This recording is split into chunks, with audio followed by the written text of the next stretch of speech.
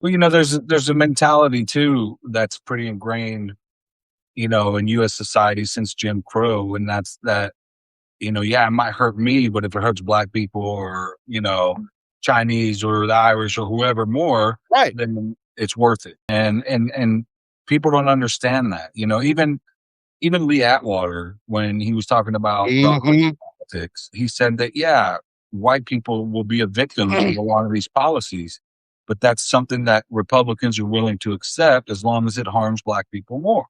I mean, this was in the 80s, right? Lee Atwater was a Republican strategist for Reagan and for a lot of segregationists and things like that. He was a Wait, blatant racist. wasn't he Nixon's guy that came up Yeah, with the whole Southern strategy, right? right. Yeah. Yeah. He was the key linchpin behind the Southern strategy, which is the same thing Bill Clinton did. That's how he won in the 90s, listening to Tell Jim you what, Crow. man.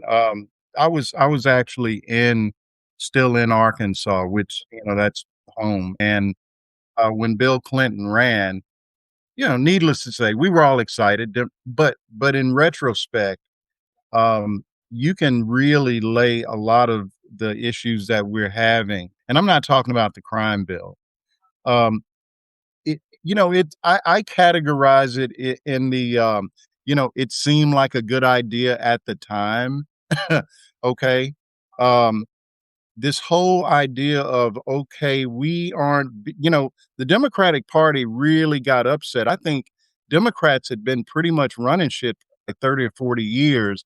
And then you had this Reagan revolution and Newt Gingrich and all of this, right?